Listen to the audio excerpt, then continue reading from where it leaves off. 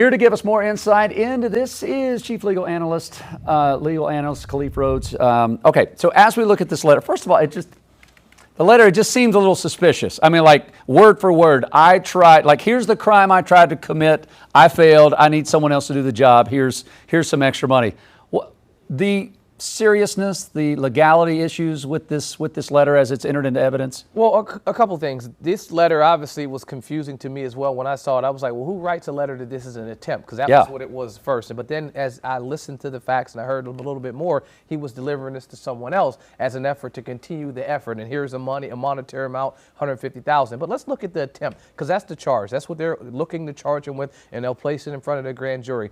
It has to be more than mere preparation. I can't say I'm attempting to do something and I don't move forward, and it can't just be the thought. And so if you combine that letter with the evidence, with him being at the location, having the firearm there, with all the other information they found in his gun, in his car, his phone pinging in multiple locations where the former president was. I mean, if you take all of those things into consideration, not just the letter, but adding on top of the letter, then yeah, I think it would be clear that this would be an easy way for the government to at least get through the indictment phase to be able to charge him with attempted murder. So you already answered the question that I had. Was the letter enough, or did they have to prove more of him being there and knowing the former president would be there? But does this set up more possible more assassination attempts when people see this letter? Well, I think what it does is that it lets the Secret Service know that they still have more work to do. And they've already admitted that they can't be reactive. They need to be proactive, that the work that they do is always, okay, an incident is happening and we're responding to the incident, but we need to go a step further and try to figure out how you can avoid even these incidents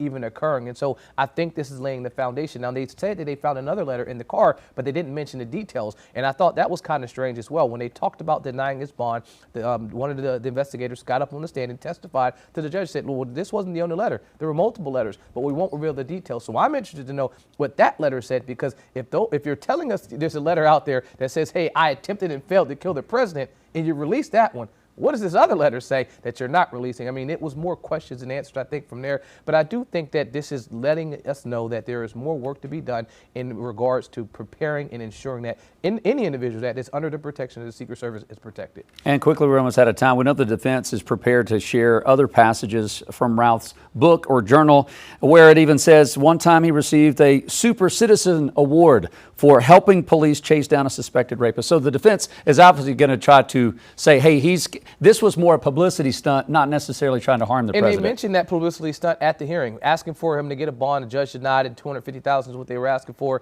And he said, well, they were making it seem like he was some hero. He worked with Ukraine, attempting to try to fight in that process. But you got to go back to his history. He has a history of being a criminal in the past, has a current history of attempting to assassinate the president, coupled with the other information that's there. Yeah, that hero prospect is out of the door for sure.